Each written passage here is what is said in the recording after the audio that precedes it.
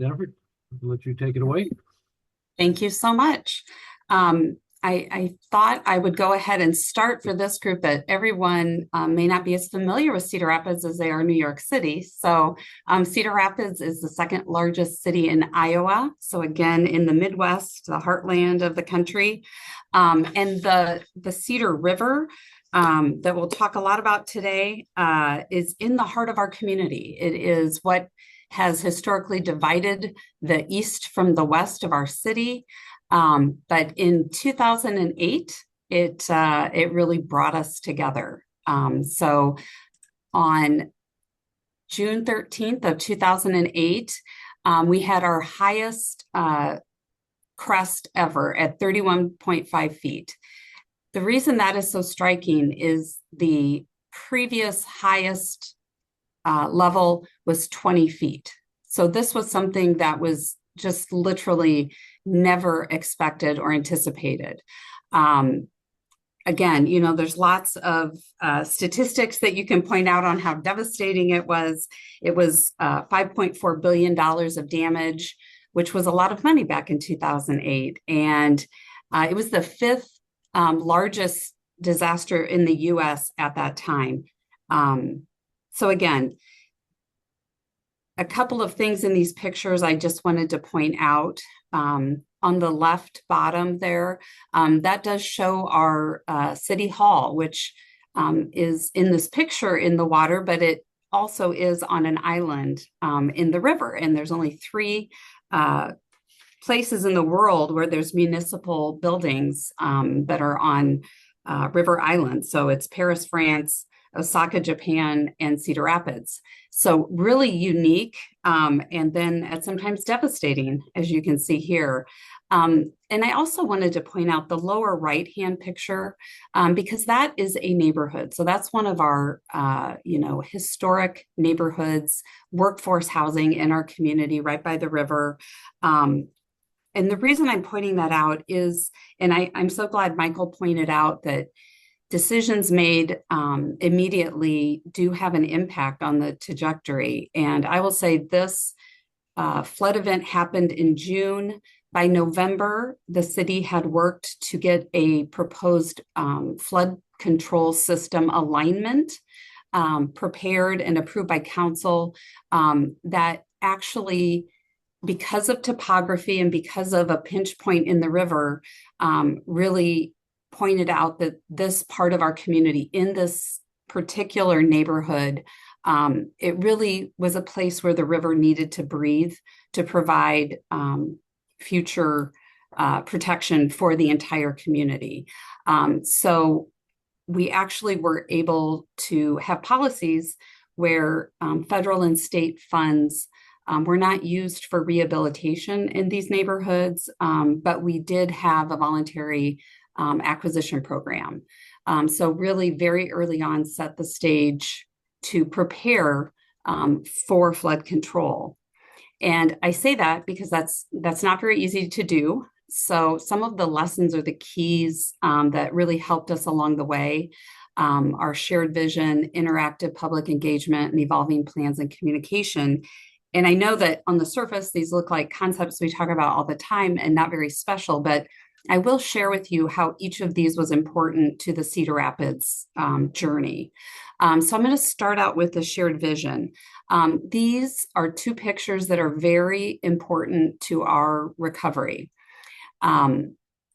We had reached out to another community, Grand Forks, that had experienced a similar flood years before Cedar Rapids. And one piece of advice they gave is create a vision before people get done, before people get settled back, because if you do not have a vision for them to see something different, they are going to have that emotional reaction and want to go back to exactly what was there before. And you do lose your opportunities to build back better as a community. So these two, what I will call very artistic renderings, were from our very first public engagement events. And why I think they are so important is because there's not a lot of detail. This really captured the feeling of what we heard from the public of how they wanted to feel in the future when they interacted with the river.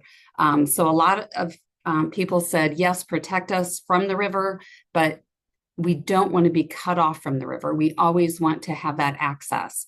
So we always, as we move forward and as we provide more specifics and more details, keep these images in mind. And they really became that vision for what the community wanted long term.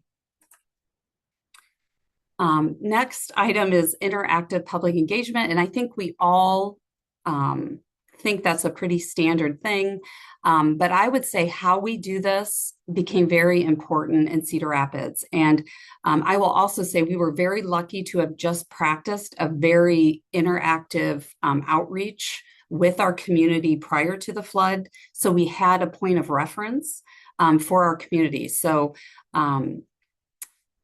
but what I would say after the flood, and I super appreciate the comment that Michael made, because we too were out in the public, talking with the public about the long-term future of the community while they were still mucking out their homes. And it is a very hard, emotional process.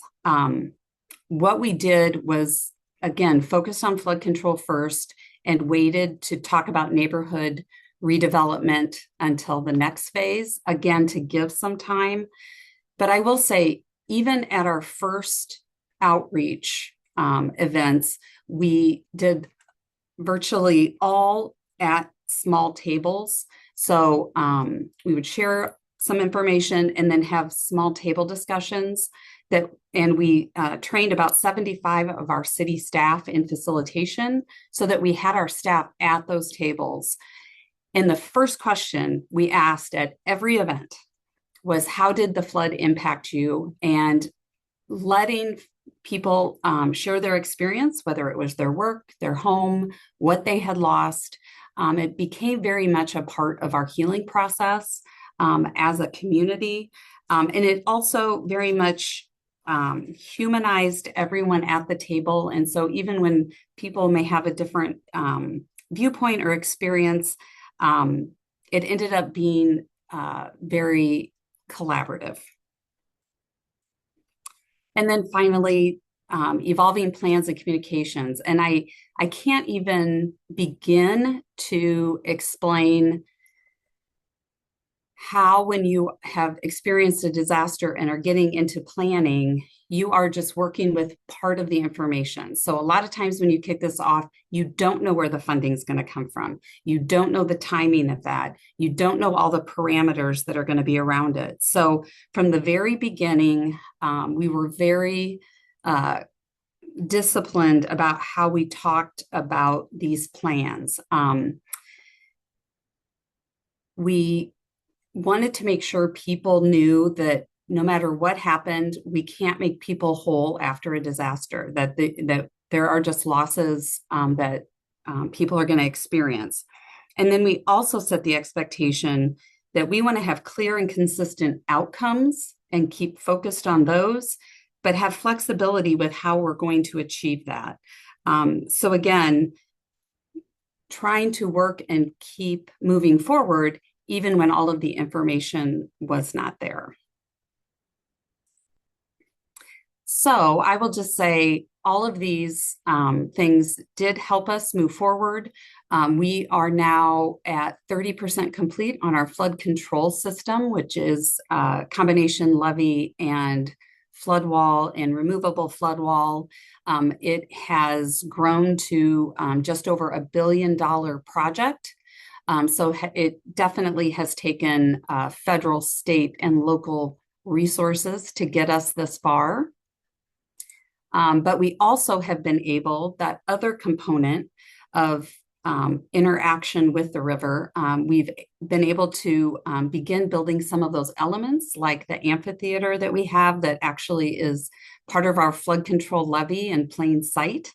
As well as we just updated our riverfront, or what we call greenway plan to plan for the next phase of interactive trails and amenities along the river. So, I would love to say then the city of Cedar Rapids lived happily ever after. But then the derecho hit. And I will tell you that on August 10th of 2020, no one in the city of Cedar Rapids knew what a derecho was. We're in tornado country, if anything. We didn't think that an inland hurricane was even a possibility. But alas, that's what we experienced. This went across the Midwest. However, Cedar Rapids just happened to be kind of at the apex of this event. So we experienced over 140-mile-an-hour winds that lasted nearly an hour. So again, we're kind of used to tornadoes, which are quick here and gone. This impacted the entire 74 square miles of our community. It resulted in the loss of 65% of our tree canopy. So approximately 650,000 trees were lost.